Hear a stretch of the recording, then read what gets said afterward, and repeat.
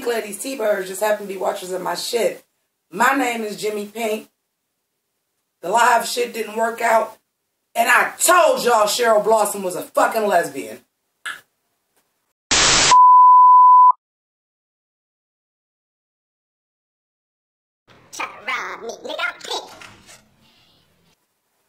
So, this is season 2, episode 14 of Riverdale, and all I've got to say is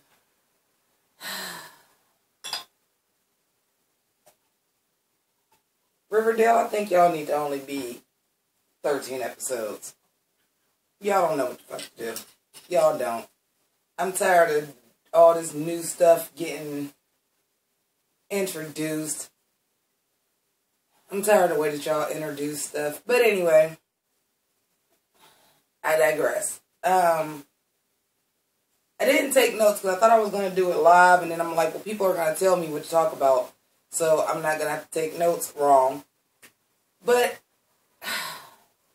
I want to get the big red elephant out the room first.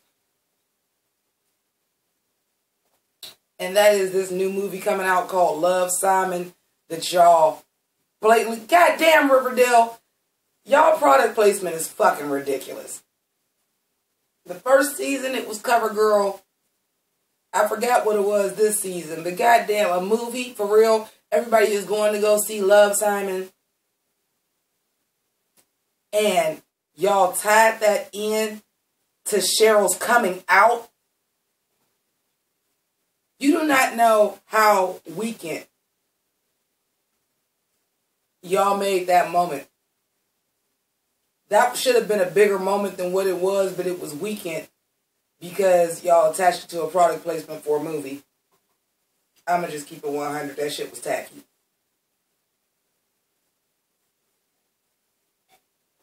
Also, for what reason, and I get it, Tony Topaz, which we already predicted that she was going to end up hooking up with Tony Topaz, but for what reason would Tony Topaz just decide to be nice to Cheryl, especially after what she heard was, did I just hear you call Jughead and tell him that Betty and Archie was making out and y'all Southside Surfers, y'all ride or die, that's your boy. That's your boy. Y'all, you jumped this man into a gang. And you just like, oh, you just got a lot of pain in you, honey. Spill it. I'll help you. On top of the fact of whatever happened to the good old days of the very special episode. What I mean by that is this. Shouldn't that have had a whole lot more levity in the series that she just came out as a lesbian? Like, I knew because Riverdale's writing is not exactly groundbreaking as far as twists. M. Night Shyamalan, The Sixth Sense, you ain't. But even if I seen it coming, that should have been a better storyline than that. That you intercut that with too many other stories going on. You got that going on in the background of also the fact that Josie finds out her parents is getting divorced. She goes and tells Kevin, you know, my mom and your dad is having an affair. Like, there are a lot of major storylines that I understand are not the main 4 series regulars, but people that are cast as season regulars, such as Josie, Cheryl, and what's my boy named Kevin. Their storylines had so much more levity and which was so much more important than what the fuck was going on with the main 4. And y'all like brushed them off the B plots. And I feel like y'all got all these extra episodes to use these people. Why were those 2 storylines not separate focuses of the episodes themselves? There should have been an episode where the A plot should have been Cheryl coming out to Tony.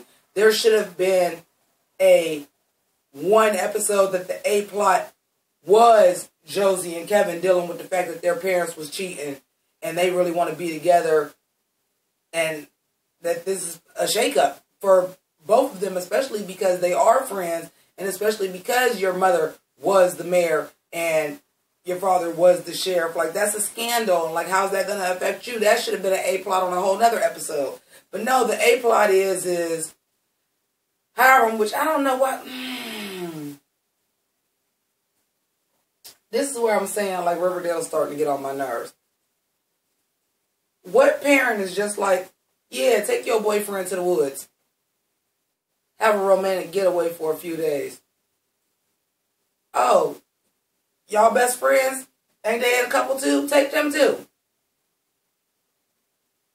No chaperones. Gone off in BFE some goddamn where. No! No, what parent is doing that and what parent is going for that? And that's the same thing with Archie. Why was you allowed to go? Betty, why was you allowed to go?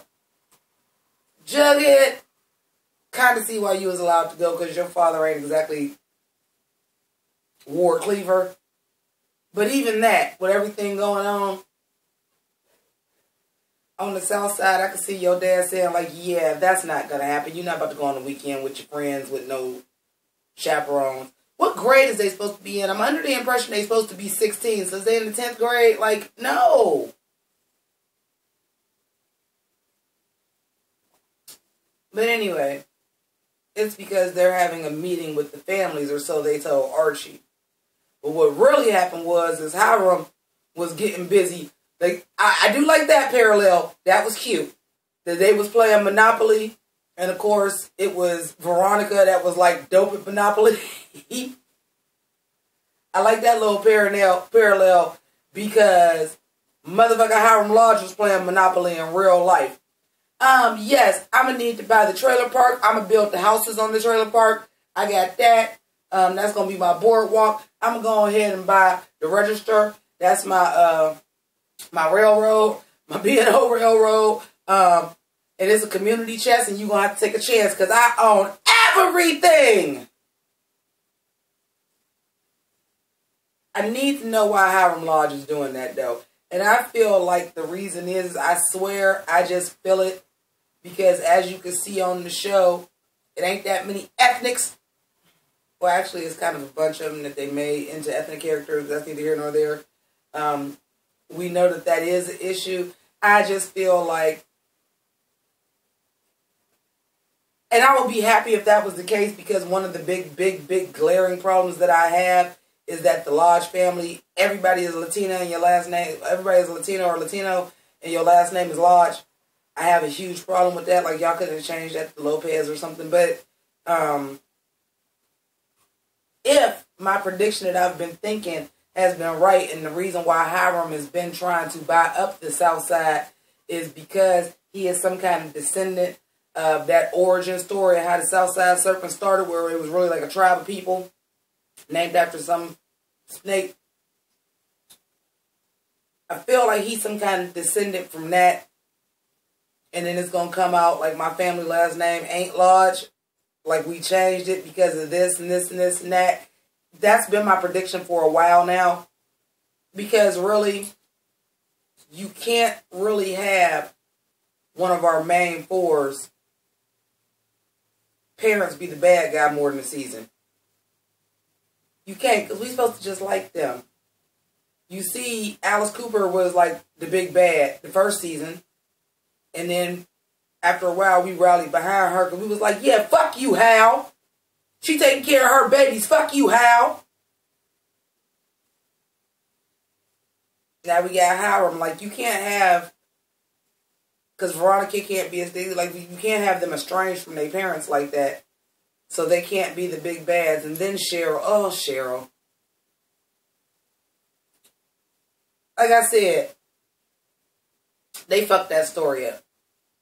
Because there was so much levity to that. And there's so much backstory. That's why her mother treat her the way that she do.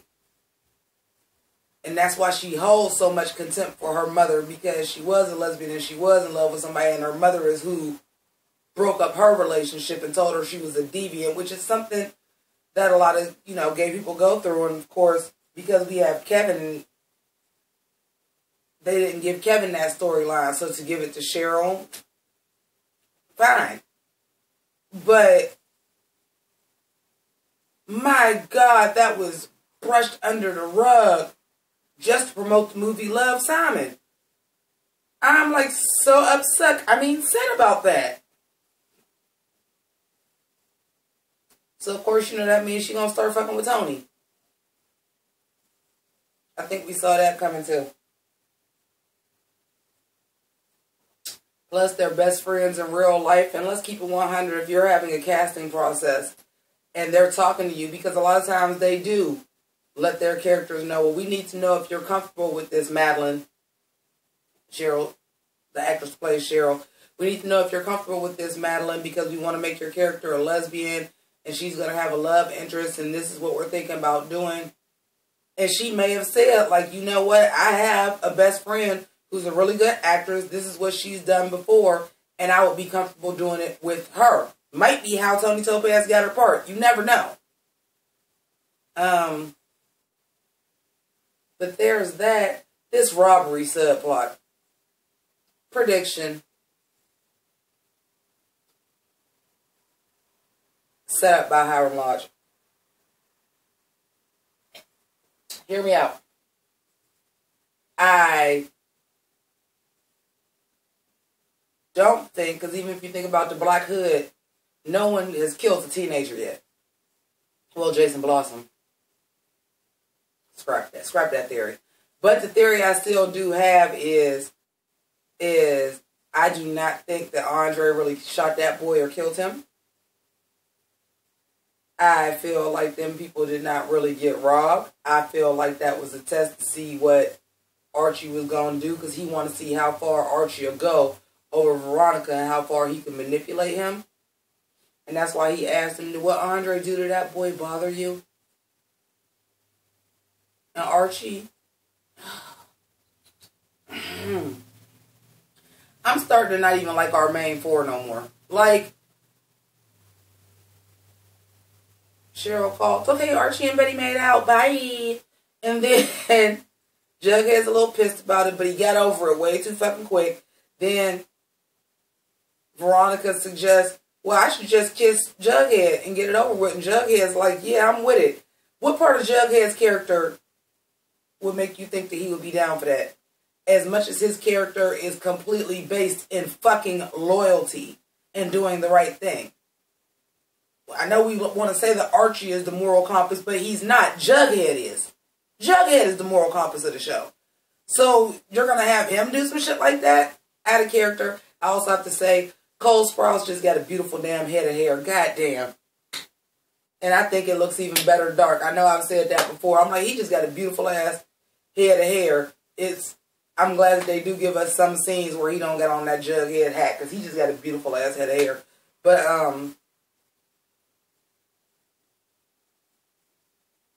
and then, like, the way they kiss and, like, y'all gonna do it, like, in bathing suits and shit. And then this Dark Betty shit. I'm sorry, I'm not a guy, and I'm not into girls. But I'm like, that little cheerleader skirt with that bra and that black bob wig, I'm just like, is that sexier to y'all than what she would just look like if she just had on, like, regular underwear and her hair down? Because I'm like, it looks silly to me, but whatever. Whatever.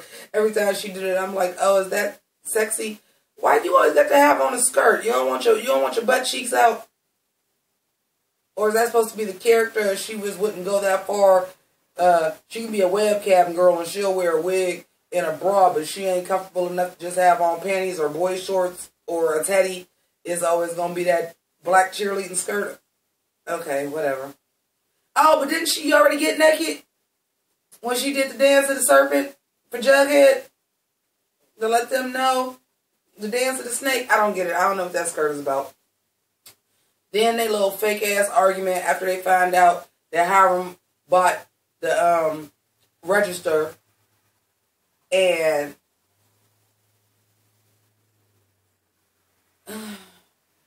they're arguing and this and this and this, and they're blaming Veronica, but you know your dad was doing this and this and this and this and this and this and this. Y'all know these is y'all parents, right? And not the kids. Like the kids got anything to do with it? Okay. And then even moving past that, you know, I know this wig got to be, I felt it slipping. I'm sweating like a fucking hooker in church. And then,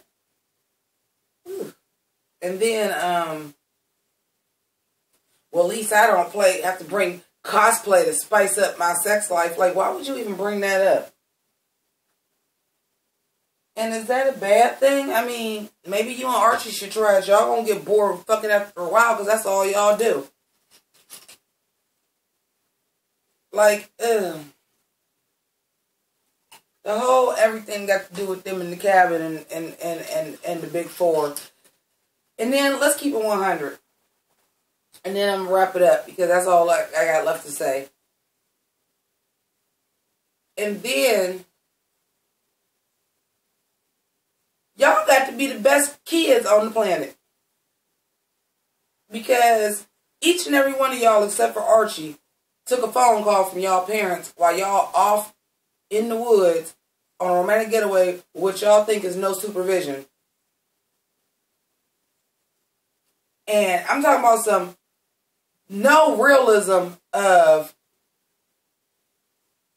well, I'm going to take this call after they done called a few times because that's what a parent would do if it's an emergency. They going to call back to back to back to back to back.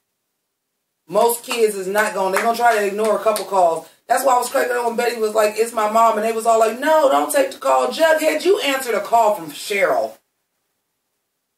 Cheryl ain't even your friend.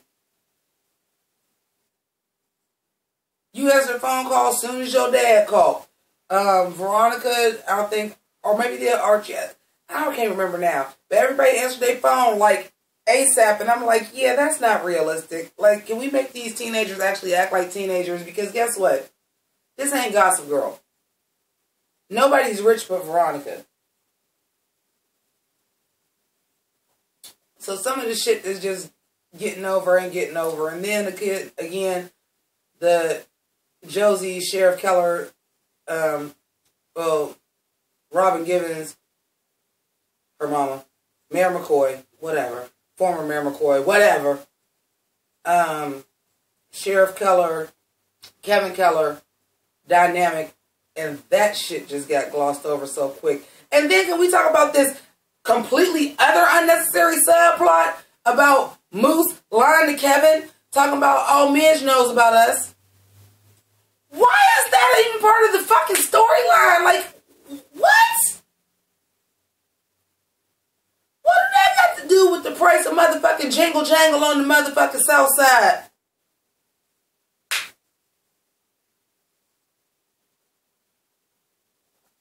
Nonsensical. And then, okay, I'll keep saying I'm finished, but I'm remembering as I'm talking. And then, in wine, there's truth. And then, you're going to give me Penelope Blossom is still just being a high-price hooker. And Cheryl says something about it. First of all, you running a brothel with your daughter in the house. You a fucked up mother right there. Then, you're like, well, you ruined my only chance of real happiness. How happy you think it was going to be when Hal found out you was motherfucking hooking for money, bitch? Or how about this? Was Hal a client? Was he paying you for sex? This ain't Pretty Woman. Johns and Tricks don't fall in love with their hookers and whores. Hell, they barely fall in love with their side bitches. I would fucking know.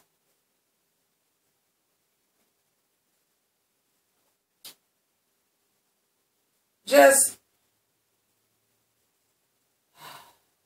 it's still leaps and bounds above what the first episode of Heather's was. But I can just see Heather is trying to out Riverdale, and right now Riverdale is trying to out Riverdale. Y'all need to get back into season 1 and really see what we loved, which were the characters.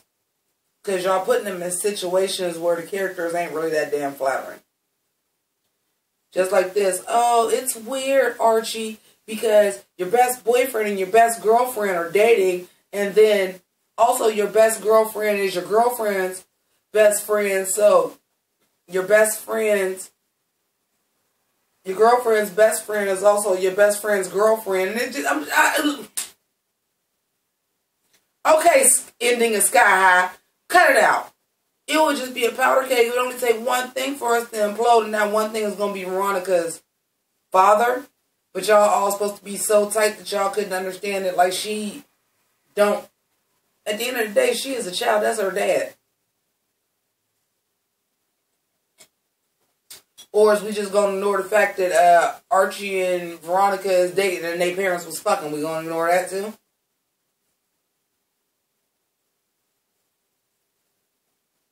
Anyway, I'm going to go ahead and wrap this up. Thank you so much to my patrons.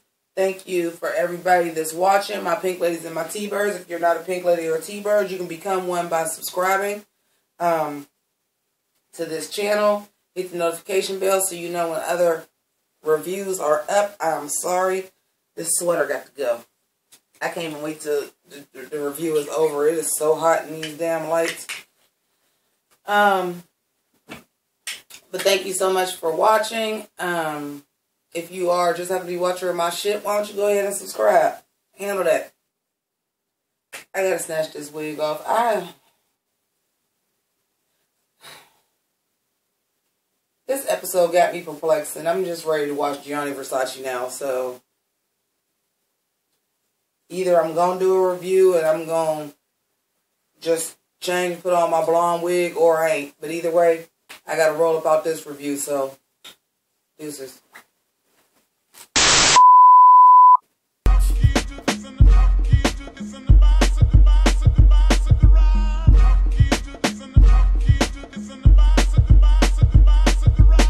Kamehameha attack is blazing, I'm so amazing. Japanimation, the anime on your cartoon station. So fulfilling, no adults swimming for about an hour. Revealing power, unorthodox amongst these cowards. Full transformation for Optimus Prime transformation. A good vibration from